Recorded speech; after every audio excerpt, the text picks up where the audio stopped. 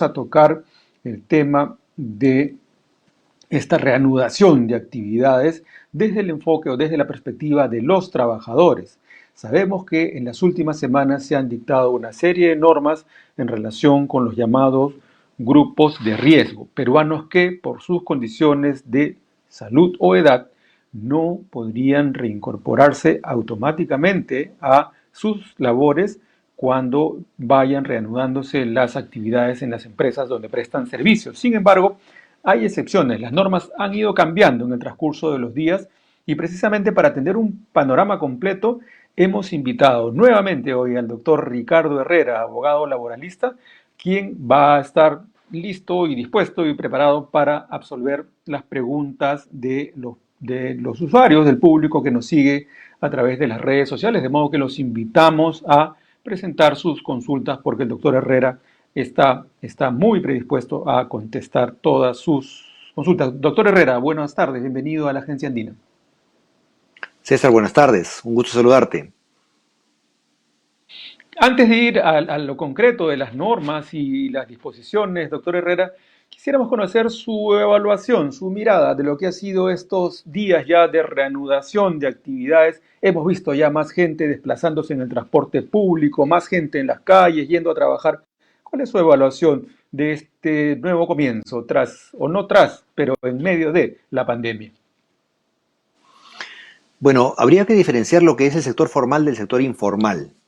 El sector formal, en efecto, está una recuperación gradual de las actividades laborales y económicas, siguiendo las normas gubernamentales. Esta fase uno se viene ejecutando con algunos problemas, básicamente por algunos cuellos de botella que se están generando en las páginas web del Produce y del MINSA para pedir autorización para el reinicio de actividades con el primero y para registrar el plan COVID con el segundo en el SIS-COVID. Pero es positivo ver que en efecto ya hay mayor movimiento de las personas. En los centros de trabajo además se aprecia que en su gran mayoría formales se han preparado para el reinicio de actividades, están tomando las medidas profilácticas que su propio plan COVID ha establecido, como el distanciamiento social en el centro de trabajo, por lo menos 1 metro entre trabajador y trabajador, el uso de mascarillas, la aplicación de la ficha sintomatológica y además la aplicación de las pruebas serológicas o moleculares para aquellos trabajadores que están volviendo después de un largo periodo de no estar en el centro de trabajo. Y en el sector informal, lamentablemente, pues estamos apreciando que el desorden, el caos y la ruptura de la cuarentena es constante y cada vez más intensa, ¿no? Entiendo que hay razones de orden económico, de supervivencia en muchos casos, para que el informal salga a trabajar, pero creo que debería de tener un poco más de civismo de cara a evitar pues arriesgarse y arriesgar a las personas con las que contacta para no generar mayores problemas con el COVID, ¿no? Pero bueno, el gobierno está aplicando medidas en general de progresiva reanudación económica, como viene ocurriendo en América Latina y como ha ocurrido también en los países de Europa en los cuales anteriormente se ha enfrentado este problema, y que están demostrando estos países europeos que esas medidas aplicadas en su momento han dado buenos resultados, ¿no? Ya en España, por ejemplo, tenemos creo que 2 o 3 días consecutivos con 0 infectados y 0 muertos. En Italia también se mantiene muy baja la tasa de contagios. Ya están, sin duda alguna, en curva descendente y ojalá que en Perú lo tengamos pronto, ¿no? Ujú. En ese escenario, doctor Herrera, vamos a centrarnos en el llamado grupo de riesgo y sobre el particular, recuerdo al menos dos normas que sucesivamente establecieron algunos requisitos. En un caso, en el primero, por ejemplo, se estableció que la edad límite para ser considerado grupo de riesgo era 60 años y luego eso se modificó a 65. Y en cuanto, por ejemplo, a las enfermedades y preexistencias, se hablaba de, por ejemplo, cáncer, problemas renales, pero luego se modificó a aquellas situaciones que estuvieran sin control médico. ¿Usted podría ayudarnos a describir cómo ha sido la evolución de las normas en cuanto a las personas del llamado grupo de riesgo? Sí, como no, César. En efecto, hay dos normas recientes que son bien relevantes para este análisis. La primera es el Decreto Supremo 083-2020 PCM, que fue publicado en el peruano el Día de la Madre, el domingo 10 de mayo, y que en su artículo 8 modificó el ámbito de aplicación de lo que se entiende por grupo de riesgo, por trabajadores de grupo de riesgo. Elevó la edad de 60 a 65 años y además precisó, conjuntamente con algunas resoluciones ministeriales del Ministerio de Salud, lo que eran las morbilidades, ¿no?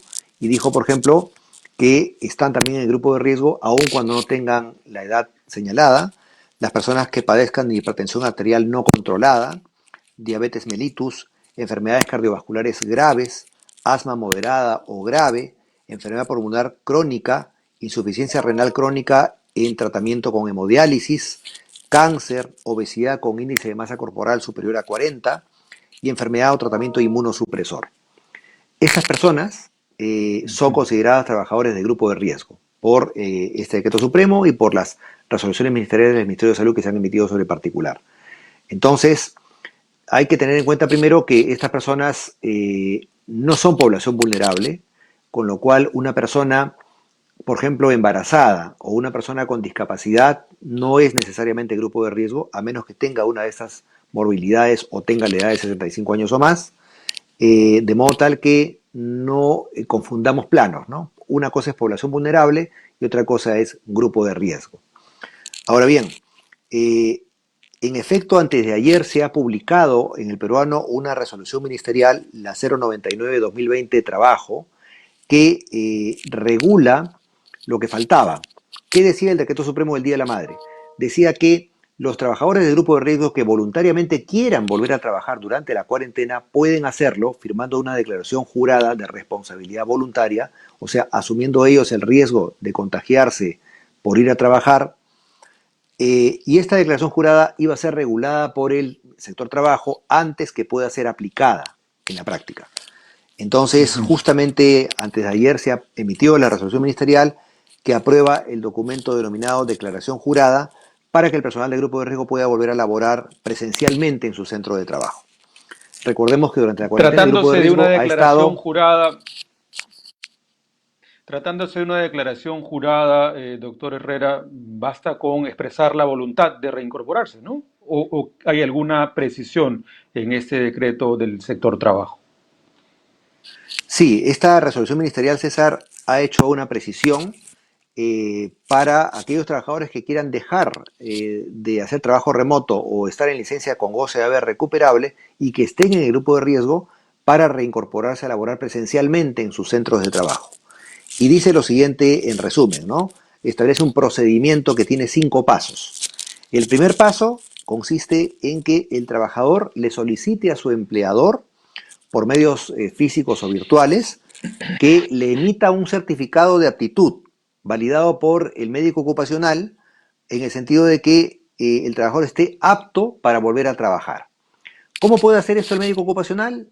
A través del último examen médico ocupacional, si es de fecha reciente, que arroje que el trabajador se encontraba apto, pese a que, por ejemplo, sea hipertenso, asmático u obeso, eh, o en todo caso que el médico ocupacional le haga un examen al trabajador antes de autorizar su reingreso, un examen presencial, ¿no? Que vaya el trabajador al centro de trabajo o a algún otro lugar para someterse a un examen, de modo tal que el médico ocupacional emita el certificado de aptitud, que lo encuentre apto para volver a trabajar. Ese es el primer paso. El segundo paso de este procedimiento consiste en que una vez que el médico ocupacional considere que el trabajador está apto, le entrega al empleador el certificado de aptitud firmado por el médico ocupacional para que el empleador, lo envíe al trabajador máximo las 48 horas siguientes de formulada la solicitud del trabajador. Eh, el tercer paso consiste en que adicionalmente y de manera paralela el médico ocupacional informe al trabajador que ya tomadas las medidas profilácticas del caso por el plan COVID en el centro de trabajo, no hay riesgo mayor al habitual para que se contagie ese trabajador del grupo de riesgo en el centro de trabajo. Sea su puesto de trabajo de bajo, mediano, alto o muy alto riesgo, las medidas tomadas en el centro de trabajo garantizan que ese trabajador no se va a contagiar de SIS-COVID en el centro de trabajo. No, de COVID, perdón. No va esto a garantizar, obviamente, que el trabajador pueda contagiarse en el transporte público, en el mercado, en la calle, en los bancos, pero por lo menos en el centro de trabajo no va a tener mayor riesgo de contagio del COVID por las medidas adoptadas en el centro de trabajo. Luego, Es decir, yo expreso mi voluntad de reincorporarme. Doctor Herrera, entonces para seguir los pasos, supongamos que yo soy grupo de riesgo, expreso mi voluntad de reincorporarme al trabajo presencial. Envío la solicitud a mi empleador, el empleador me pone en contacto con el médico ocupacional, quien a la vez me expide una constancia de, usted lo explicó, de estar apto, ¿cierto? De estar apto para reincorporación. así es, Y con el eso ya certificado de puedo volver. aptitud. Con eso ya puedo volver. Certificado de Todavía aptitud. no. Con eso ya puedo volver.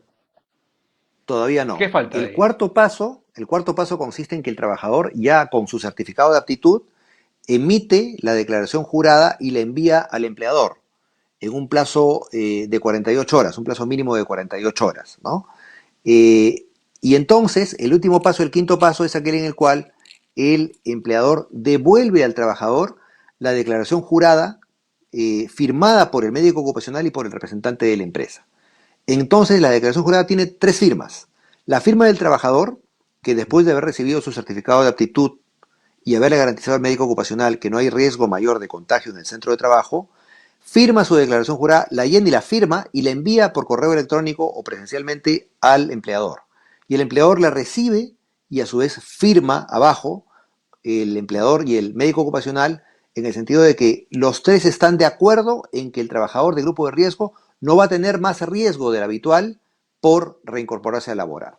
Entonces, lo que en el decreto supremo del Día de la Madre era solamente una declaración jurada que el trabajador, perdón, firmaba y punto, ahora, según la norma del sector trabajo, es una declaración jurada que la firman tres partes, empleador, trabajador y médico ocupacional, y por ende la responsabilidad ya no solamente es del trabajador que decide ir a laborar a su centro de trabajo, pese a que es grupo de riesgo, sino es una responsabilidad compartida entre empleador, trabajador y médico ocupacional.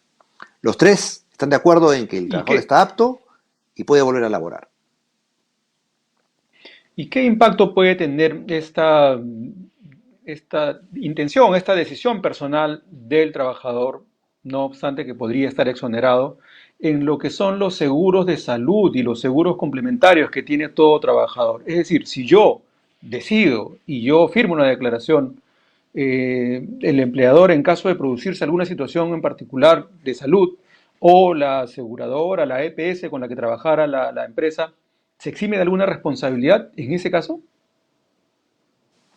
Bueno, a ver, esto nos lleva al tema de si el COVID, eso no es una enfermedad ocupacional, ¿no? En México, por ejemplo, hace un par de días, el Instituto Nacional de Salud mexicano dijo que era una enfermedad ocupacional para todos los trabajadores en general. Evidentemente, más posibilidad de contagio para quien tenga más exposición a ese riesgo. Pero en el Perú no. En el Perú solamente tenemos una ley aprobada por el Congreso, que no ha sido publicada en el Perú no, todavía no ha sido promulgada por el Poder Ejecutivo, que dice que es enfermedad ocupacional solamente para los profesionales de la salud. Me parece que eso es válido porque en efecto el concepto de enfermedad ocupacional es que la enfermedad se contrae o se puede contraer en el centro de trabajo con ocasión de las labores o fuera del centro de trabajo con ocasión de las labores también. Por ejemplo, un trabajador que atiende en un banco al público o atiende en un supermercado al público, evidentemente tiene más posibilidades de contagio que un trabajador administrativo que no tiene contacto con el público. Igual un vendedor que sale a vender por diferentes zonas de la ciudad, evidentemente tiene un riesgo de contagio mayor que un trabajador administrativo que no tiene contacto con el público. Entonces, eh, no hay en el Perú una norma que diga que, aparte de los profesionales de la salud, tenemos trabajadores que al tener contacto con el público, si se contagian de COVID, ese COVID es una enfermedad ocupacional. Entonces, el seguro complementario de trabajo de riesgo que pagan, por ejemplo, las empresas que tienen plantas industriales en las cuales trabajan obreros, no va a comprender al COVID como una enfermedad ocupacional. Mientras tanto, el COVID es una enfermedad común que será atendida por e-salud en virtud del aporte que haga el empleador o eventualmente por la EPS si es que el COVID está prevista dentro de la cobertura de la EPS, ¿no? Pero por una forma u otra el trabajador va a tener cobertura, qué duda cabe. Cualquier ciudadano, si no es trabajador, igual la tiene por el Ministerio de Salud. Entonces, Lo que debe hacer un trabajador de grupo de riesgo es evaluar si le conviene ir a trabajar. Y le puede convenir, por ejemplo, si es un vendedor que gana comisiones, porque evidentemente el empleador no le va a pagar las comisiones en su casa haciendo trabajo remoto si no vende con la misma eficacia que vendiendo presencialmente, o peor aún en licencia con goce de haber recuperable. Ahí solamente le va a pagar el haber básico, porque las comisiones son Claro, conceptos justo, variables condicionados a la realización de la venta, ¿no? claro, precisamente quería hacerle esa pregunta, o sea, ponernos en la mentalidad de un trabajador de grupo de riesgo, ojo, grupo de riesgo, que lo lleva a tener que a ir a trabajar. Ya usted nos ha dado una primera explicación, por ejemplo, en el caso de personas que ganan comisión. ¿En qué otros supuestos una persona tendría que estar o debería sentirse motivada, guiada a pedir esta reincorporación, no obstante el riesgo al que se expone? Por ejemplo, también en un caso en el cual el empleador le ofrezca un bono al trabajador por ir a laborar, ¿no? Entonces el trabajador por ganar más puede tomar la decisión de ir a laborar, pasando por estos 5 pasos del procedimiento que hemos mencionado, ¿no? Naturalmente. O el trabajador diga, bueno, caramba, yo estoy desde el 16 de marzo, ya vamos terminando mayo, suma cuántas horas tiene que recuperar y dice, yo no voy a poder recuperar esas horas y estoy obligado a hacerlo porque así lo establece la ley, el empleador decide cómo se van a recuperar esas horas, porque eso implicaría trabajar horas extras y yo estudio en la universidad, o yo cuido a un pariente en casa, o yo no puedo hacer horas extras por cualquier otra razón, como por ejemplo razones de salud. Si yo tengo insuficiencia renal, tengo que ir a hacerme diálisis y no puedo hacer horas extras porque simple y llanamente eso afectaría a mi salud, ¿no? No puedo tampoco, porque ya soy una persona de edad avanzada, más de 65 años, recuperar sábados y domingos si son mis días de descanso en la semana, o recuperar hasta en feriados, ¿no?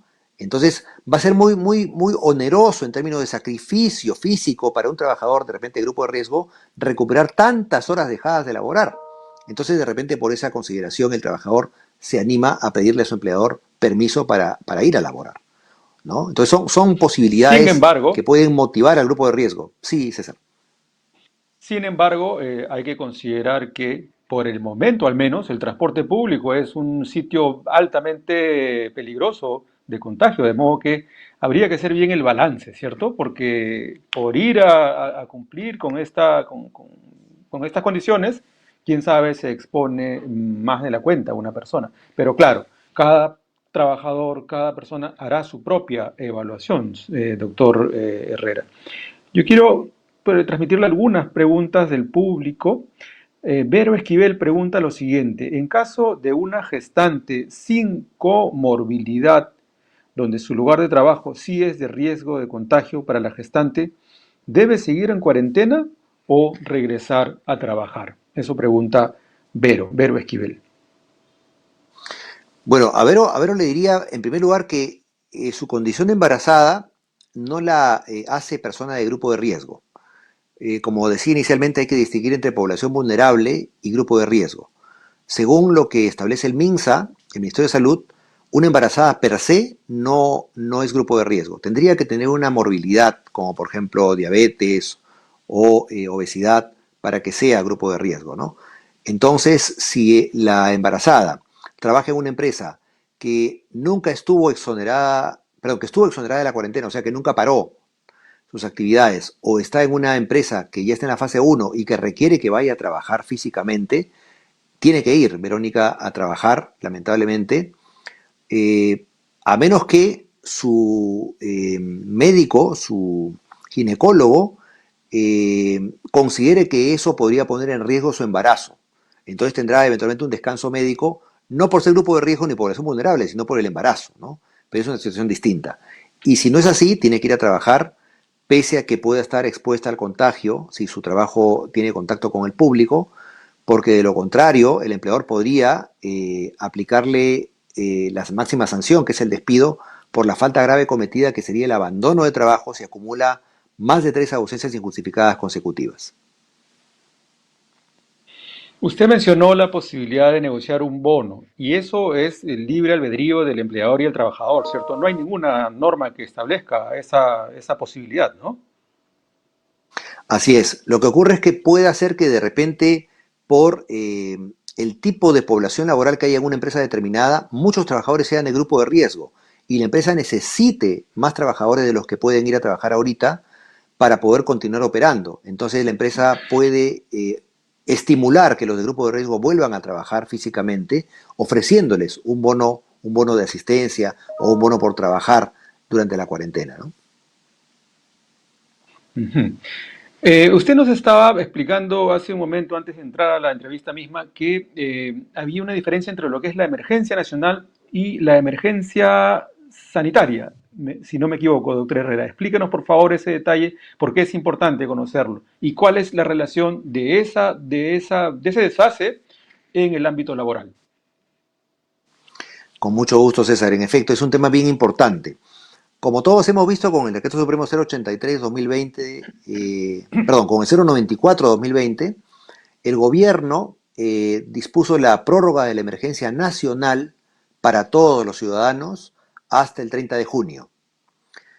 Muy bien, la emergencia nacional es distinta de la emergencia sanitaria.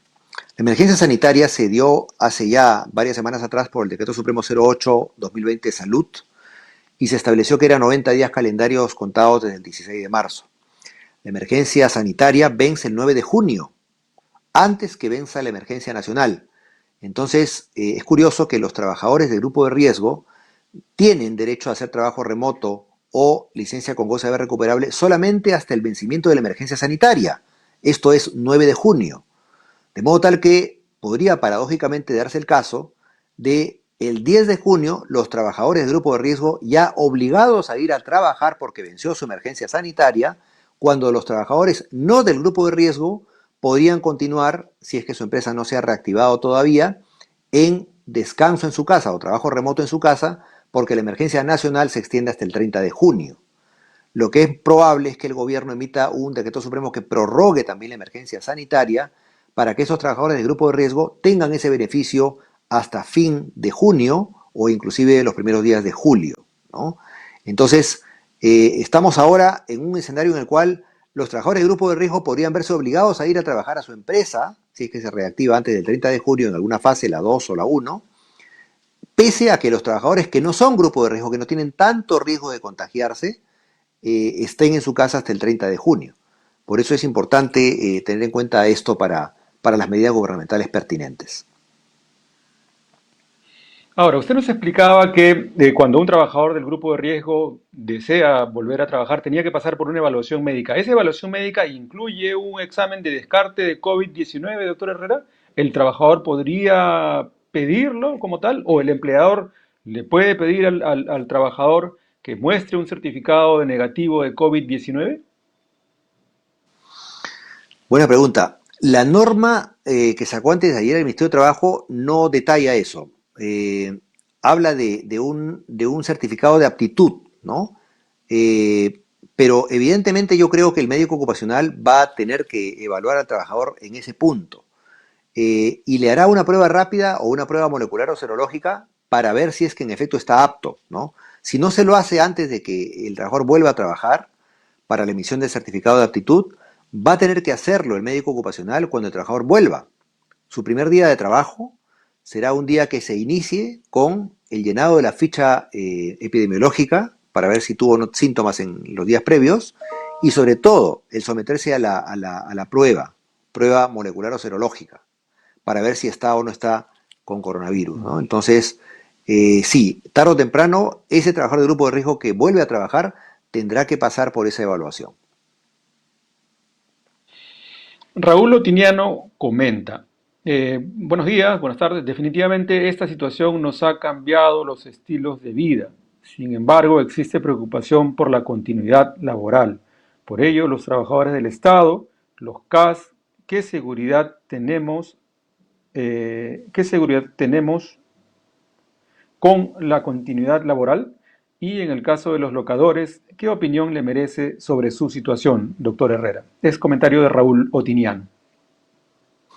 Bueno, definitivamente la preocupación de Raúl es totalmente atendible, comprensible, porque los CAS, al igual que los trabajadores que están en locación de servicios, tienen pues un horizonte de continuidad de relación contractual muy, muy corto, ¿no?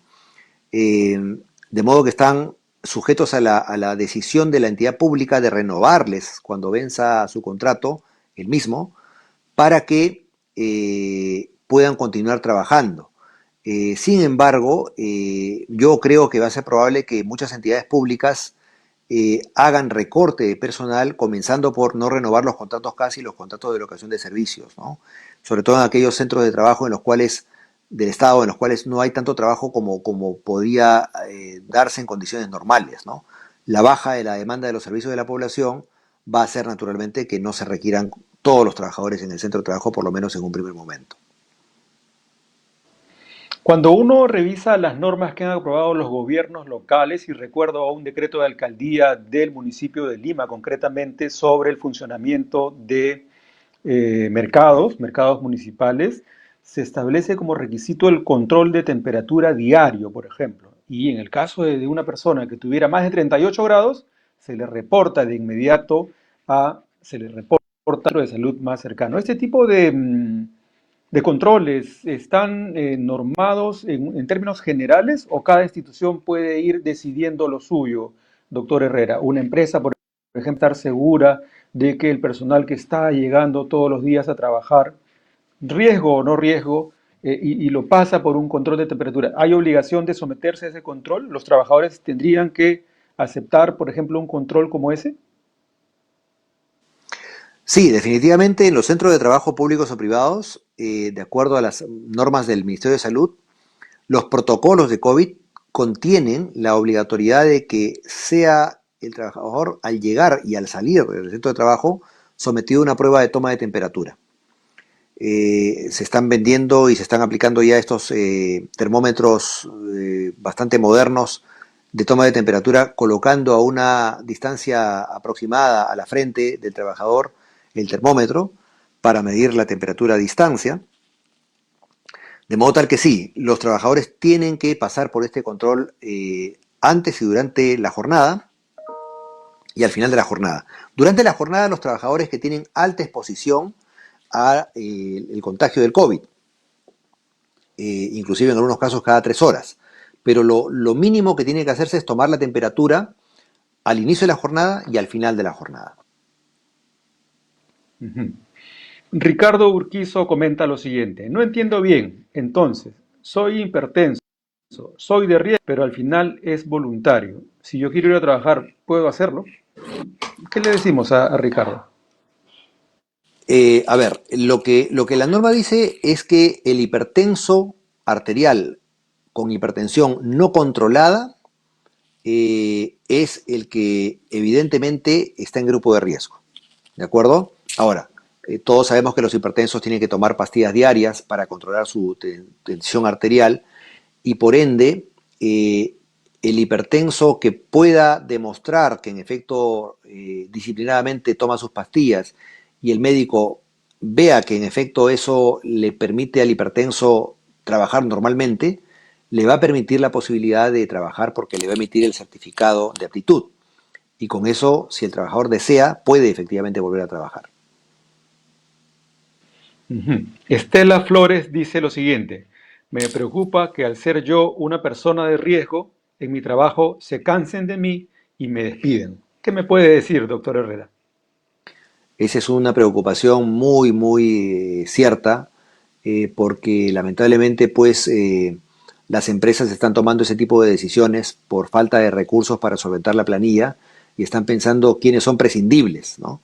Entonces también esa preocupación es válida para que un trabajador de grupo de riesgo pueda pensar que le conviene volver a trabajar y demostrar que es necesario, que es útil, que esto no es prescindible, porque si no, el empleador puede tomar ese tipo de decisiones, ¿no? Claro, un despido en periodo de prueba es legal, no renovar el contrato de trabajo por decisión de la compañía es legal, un despido arbitrario, sin que haya el trabajador cometido falta grave o haya causa justa, es ilegal, pero se está dando, y entonces, claro, el trabajador igual va a la calle, va a poder demandar su reposición o el pago de la indemnización por despido, pero el Poder Judicial para comenzar no está funcionando plenamente, y en segundo lugar con la cantidad de demandas que seguramente se van a presentar en el Poder Judicial cuando se pueda hacerlo presencialmente. Esto va a retrasar mucho el sistema de justicia en lo laboral y las audiencias y los resultados positivos se van a tener que esperar durante meses y no años, ¿no? Entonces, yo creo que es importante que el trabajador ponga en la balanza todas estas consideraciones para tomar su decisión de ir o no ir a trabajar. Me refiero al trabajador de grupo de riesgo. Es curiosa la situación porque inclusive los inspectores de Sunafil en estos días, se supo por la prensa, también ellos se habían declarado en que no se iban a reincorporar mientras no se les garantizaran las condiciones de bioseguridad para ejercer su labor, ¿no? A ese nivel también está la preocupación. El propio personal de Sunafil, doctor Herrera. Sí, y esta protesta de Sunafil, que la entiendo, me parece razonable, viene desde cuando por decreto supremo el gobierno dispuso que eran los inspectores trabajadores de servicios esenciales, ¿no? Eh, y bueno, a partir de entonces, en efecto, los sindicatos de los inspectores se han opuesto a esta decisión, inclusive con acciones judiciales de por medio, y claro, sin duda alguna son grupo de riesgo, en el sentido laboral de la palabra, es decir, personas que expuestas a contagio con alto nivel de riesgo, porque están yendo de un centro de trabajo a otro, los que están en la calle trabajando, inspeccionando el cumplimiento de las normas laborales y atendiendo las denuncias de los trabajadores. Pero, por ejemplo, en el caso de la suspensión perfecta de labores, lo que viene ocurriendo es que los inspectores que tienen que verificar la causa invocada por el empleador para sustentar la suspensión perfecta de labores están llevando a cabo inspecciones virtuales por correo electrónico, ¿no? Cosa que también ya se ha dicho a partir del decreto legislativo 1505 pueden hacer los inspectores sin a ninguna norma sobre la legalidad de su trabajo. Pero claro, y esa es la preocupación que tienen también, obviamente, los policías, los militares, qué decir los médicos y las enfermeras en los centros hospitalarios, ¿no? Es la preocupación de el contagio y por eso es importantísimo que el Estado como empleador dote de los implementos profilácticos necesarios de inmediato, ¿no? No solo mascarillas, sino inclusive guantes en el caso de los médicos y las enfermeras, y evidentemente dotarlos de desinfectantes y tener la posibilidad también de, que duda cabe, tratar de ver turnos de trabajo para que esta exposición no sea tan intensa como viene ocurriendo, ¿no? Otro comentario. Franquito SC dice, ¿los trabajadores están obligados a pagar las horas dejadas de laboral? ¿Es obligatorio que los trabajadores firmen licencia con goce de haber? Entiendo que esto escapa del tema que estábamos tocando del grupo de riesgo, pero hay que decirle algo a Franquito, doctor Herrera. Franquito dice, Claro, sí, a ver, en principio el que está en su casa haciendo trabajo remoto no tiene que devolver las horas dejadas de laborar y el que está de licencia con goce de haber recuperable no tiene que firmar ningún convenio. Se aplica automáticamente la licencia por mandato legal. Entonces, lo que evidentemente puede ocurrir es que el trabajador no le parezca conveniente, le parezca muy oneroso, muy sacrificado la forma o programación como el empleador le propone o le ordena, porque el empleador decide en esto, recuperar las horas dejadas de laborar durante la cuarentena. Entonces ahí puede de repente haber un margen de negociación entre trabajador y empleador para compensar las horas dejadas de laborar con sueldos futuros, ¿no? Valorizan las horas dejadas de laborar, eso se traslada o se traduce, perdón, a valor salarial, supongamos 200 horas, 300 horas que equivalgan a 2.000 o 3.000 soles. El trabajador puede acordar con el empleador que se le haga un descuento por planilla progresivo del valor de esas horas para que ya no las tenga que recuperar, ¿no? Ya no vaya sábados y domingos a trabajar, no vaya feriados, no haga horas extras. Y entonces de esa manera las partes acuerdan que se compensen, entre comillas, las horas dejadas de laborar con sueldos futuros, ¿no? Esa es una posibilidad también que la ley franquea. Karen Rosales comenta, ¿los empleadores asumen los costos de la aplicación de un posible examen de hisopado o prueba rápida? ¿O necesariamente tienen que asumirlo los trabajadores? No, los empleadores lo asumen. Los empleadores además tienen que someter al trabajador a pruebas moleculares o serológicas que son más infalibles que las pruebas rápidas, que como ya vimos son pues falibles y tienen un margen de error, ¿no? Por eso yo creo que las empresas deberían de frente aplicar pruebas serológicas o moleculares a sus trabajadores que retornan de la cuarentena. Ujú. Raúl vuelve a preguntarle, dice, doctor Herrera, ¿qué opinión le merece la presencia del Comité de Seguridad y Salud en el trabajo en estas circunstancias? ¿Y cuáles serían sus aportes para los integrantes del citado comité en esta situación?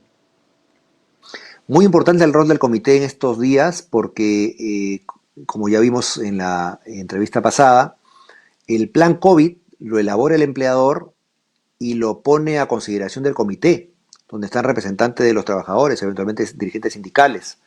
Y el comité aprueba en máximo 48 horas el plan para que con su aprobación recién sea registrado en el SISCOVID del Ministerio de Salud. Entonces el rol del comité es vital en estos momentos porque va a ser el guardián vigilante del cumplimiento de las normas que se aprueben en el plan, ¿no?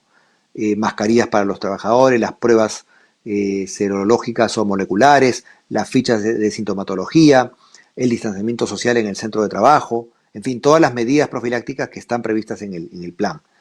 Por eso el comité juega un rol hoy día más que nunca importante como garante de la seguridad ocupacional de los trabajadores. Ujú. ¿Qué va a pasar, doctor Herrera, ya un poco viendo escenarios futuros, si uno de estos trabajadores de riesgo contrae el COVID-19? ¿Qué pasa con ese trabajador? Obviamente tiene que ir a aislamiento, seguramente irá a hospitalización, de ser el caso, pero en términos legales, ¿hay alguna responsabilidad extra para el empleador o ya por el hecho de que el empleador, el propio empleado expresó su voluntad y hizo una declaración jurada, ya no hay ninguna responsabilidad con ese trabajador? Como la declaración jurada se firma por tres partes, empleador, trabajador y médico ocupacional, sin duda se pueden presentar una serie de situaciones, ¿no? Por ejemplo, que el trabajador se contagie claramente por el centro de trabajo o en el centro de trabajo. Entonces, ahí definitivamente hay una responsabilidad del médico ocupacional que no cuidó que eso no ocurra con las medidas profilácticas del caso y del empleador, que puede ser demandado por daños y perjuicios o puede ser hasta denunciado penalmente por la comisión del delito contra la seguridad y salud en el trabajo, ¿no? Pero esto se daría si es que en efecto se prueba que el trabajador se contagió en el centro de trabajo y que sobre todo esto ocurrió por falta u omisión del empleador y del médico ocupacional en la implementación de las medidas del plan COVID. Por ejemplo, que no haya suficiente distanciamiento social. Y aun cuando el trabajador no pueda probar Ujú. que se contagió en el centro de trabajo, porque esto es muy difícil de probar, uno se puede contagiar en cualquier lugar, hasta en su casa misma, si es que llega una persona que vive con uno contagiado o con síntomas de contagio. Eh, Evidentemente, si el empleador no cumple con su propio compromiso asumido con el plan COVID, es responsable por omisión de cualquier tipo de demanda o denuncia penal que el trabajador, perdón, pueda formular, ¿no? Por eso es que digo que la forma como está regulada la declaración jurada puede disuadir a muchos empleadores de permitir que sus trabajadores de grupo de riesgo vuelvan a trabajar, pese a que los trabajadores quieran volver. Ahí está el tema, ¿no? Que antes era digamos, una Decisión prácticamente del responsabilidad, trabajador. decisión del trabajador y punto. El trabajador firmaba su declaración jurada, asumía la responsabilidad voluntariamente de su decisión y nada más. No había riesgo para el empleador ni para el médico ocupacional. Pero ahora, como está regulado por el Ministerio de Trabajo, sí, esto de repente puede hacer que los empleadores no quieran que los de grupo de riesgo vuelvan y se someten entonces los trabajadores de grupo de riesgo al riesgo que comentaba una televidente del programa, ¿no? Que es que entonces el empleador diga, bueno, este trabajador no me sirve para nada y lo despido. ¿No? Claro, decisión ilegal, pero que se da en la práctica. Entonces, este celo, creo yo, extremo del Ministerio de Trabajo puede jugar en contra del trabajador del grupo de riesgo, ¿no? Al hacerlo prescindible. Y entonces el remedio suele ser, como en muchos casos, peor que la enfermedad. Ujú. Luis Palacios comenta lo siguiente: en el sector público, si una municipalidad no tiene los protocolos de COVID-19, pero inicia la atención al público, ¿el trabajador puede negarse a trabajar? No puede negarse a trabajar porque es una orden de su empleador, pero puede denunciar ante SUNAFIL o ante el Ministerio de Salud esta práctica absolutamente ilegal, ¿no? No es posible que ningún centro de trabajo, sea público o privado, reinicie actividades sin previamente haber registrado su plan en el Ministerio de Salud. Ujú. Víctor Moreno comenta, usted ya hizo la precisión, pero sería bueno responderle también a Víctor. Los que estamos en grupo de riesgo, como yo, dice él, que sufro de hipertensión y asma, ¿tendremos que devolver las horas en el trabajo? Sí, sí, esto no solamente las acumuladas hasta ahora, volviendo a trabajar, sino inclusive, y peor, las acumuladas hasta el 30 de junio o más allá, si es que la emergencia sanitaria se prorroga, ¿no? Son muchas horas, muchas horas. Por eso es que la legislación franquea la posibilidad de que ese trabajador, al ver a la abrumadora cantidad de horas que hay que recuperar y que probablemente no salga de descanso ni un solo día en 6 meses, tenga la opción de plantearle al empleador una compensación para que las horas sean descontadas poco a poco del sueldo del trabajador en un porcentaje o un monto que el trabajador pueda aceptar y le evite la fatigosa tarea de tener que recuperar todas esas horas dejadas de laborar, que pueden ser muchas, ¿no? Y pueden exponer también al trabajador a mucho riesgo, porque trabajador que no sale de vacaciones, trabajador que no descansa ningún día de la semana, trabajador que hace horas extras por largas jornadas, es un trabajador que se puede enfermar, ¿no? Y nada garantiza Claro. que al cabo del 30 de junio el COVID no esté en descenso y por ende el riesgo de contraer enfermedad por baja de defensas es más alto. Ujú. Esther Morán dice lo siguiente, no soy de riesgo, no soy del grupo de riesgo, pero si regreso a trabajar y hay alguien que resulta contagiado en mi empresa, ¿mis jefes están obligados a mandarnos a cuarentena? Solo si es que ese trabajador contagiado tuvo contacto con el trabajador o la trabajadora. No contacto físico, pero digamos cercanía, ¿no? Entonces todos los que estuvieron cerca de ese trabajador contagiado deberían entrar en un periodo de sospecha. Y los empleadores tienen ahí dos posibilidades. O los mandan a cuarentena 14 días para ver si se contagiaron o no, o los someten a una prueba en ese momento de descarte para ver si están contagiados o no. Si el resultado es negativo, pueden seguir trabajando sin ningún problema. Ujú. María Julieta pregunta, y ya también usted se refirió al tema del Comité de Seguridad y Salud. En caso de comité en la empresa donde trabajo, ¿quién aprueba el plan? Dice ella, ¿no? Me imagino es quién asume la defensa o el respaldo de los intereses de los trabajadores. Bueno, el Comité de Seguridad y Salud en el Trabajo tiene una conformación paritaria, ¿no? Igual número de representantes de la empresa y de los trabajadores. Y el comité es quien aprueba el plan.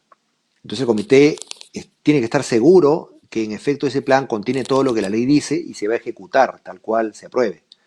Por eso decía, va a ser un órgano vigilante del cumplimiento del plan.